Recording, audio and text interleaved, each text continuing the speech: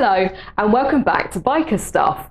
Today I'm giving my review on this new bike lift, the Probike EHS500 electro-hydraulic 500 kilogram lift, and of Probike, who supplied it. In every generation there is a chosen one. She alone will stand among the oily rags, the replacement parts and the used tyres. She is Biker Stuff.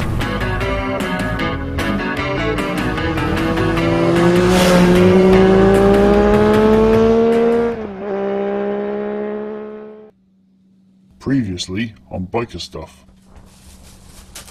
You may remember my Sealy MC365. It looked like it would do what I wanted on paper, but sadly it turned out to be too short for anything bigger than my 400. Also, the wheel clamp was too small and the protective rubbers kept falling off.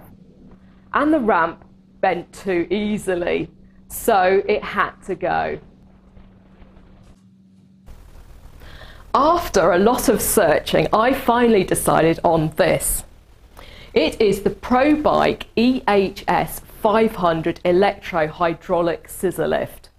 It can manage up to 500 kilograms, plugs into the mains, and has this remote control to move it up and down. It is 20 centimeters high when down and will lift to 1 meter. It weighs 180 kilograms, and that's without the wheel chock, but more about the chock later. These side trays are useful for keeping tools and small removed parts, and as a bonus, they came free with the lift.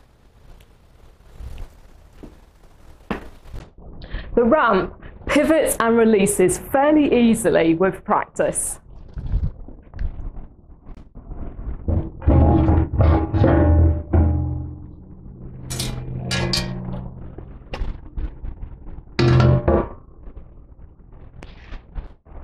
It has this rear wheel access drop plate. It's held in place under here with a pin either side and released by squeezing these two tabs together.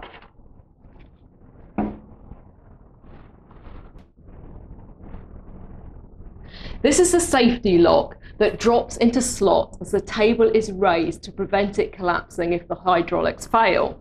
And nobody wants their hydraulics failing. The best part is when you lower it, you only need to flick this yellow arm up once and it will lower all the way down. It can be released on either side. There is a choice of wheel chocks. The automatic ones, where you roll the wheel over and into it, or the bolt-up clamp type like this one. As I'm a bit short, I find the rollover automatic chocks difficult to get the bike out, so I prefer this type. I also bought a pair of wheels for it, so I can move it about when it's not in use. If you get the additional wheels, you will need the jockey handle to lift and roll the front. For whatever reason, these are not sold as a set and you have to order them separately. More on this later too. Now let's look at the funny bits. To start, there is a warning sign here advising not to use without having read the manual.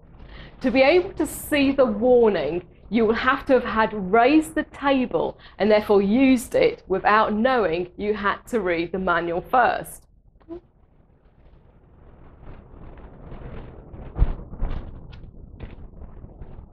As to the manual, it is 18 pages. The first 10 pages are telling you that if you harm yourself or anything goes wrong, it isn't Probike's fault. Then, 2 pages of user instructions, followed by essential checks, maintenance, parts and extras. Now, on to the negative points of the table, or more specifically, Probike.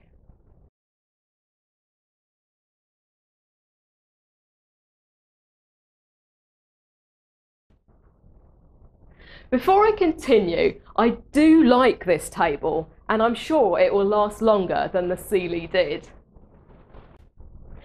To start, the order turned up with the wrong wheel clamp, despite having over a week of back and forth emails to ensure I had the right parts.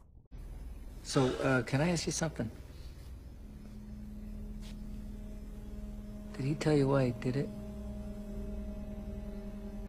Many of the parts listed as extras on their website do not fit each other, so you have to make sure that what you order fits your table. The air-powered table I wanted wasn't in stock, and I was told it would be here in 4 to 6 weeks.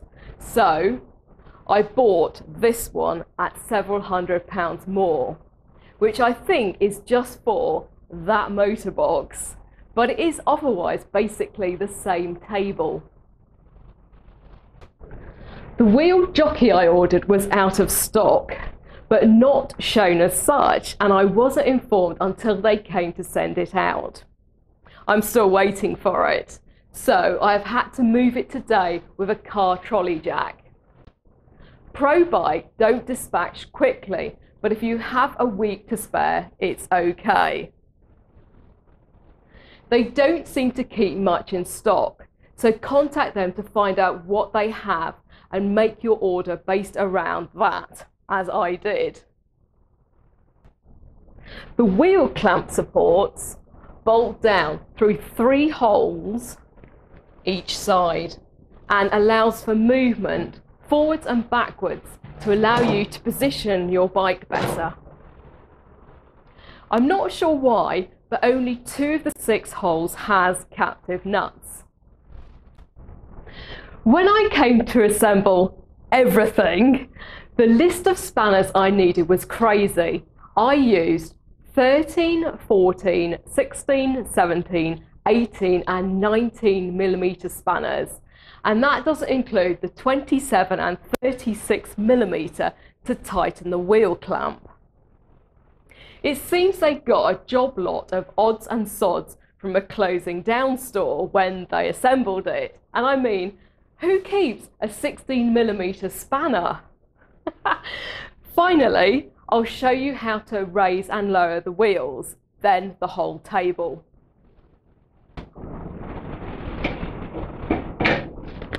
And I'm just going to go clockwise.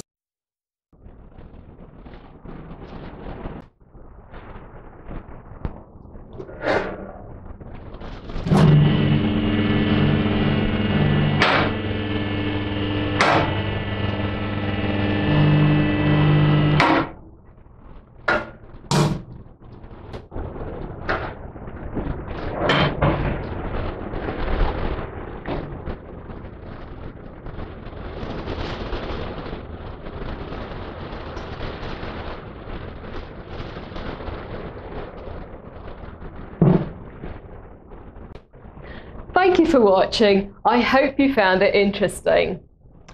Remember to like and subscribe, tell your friends and share me around. See you next time here on Biker Stuff.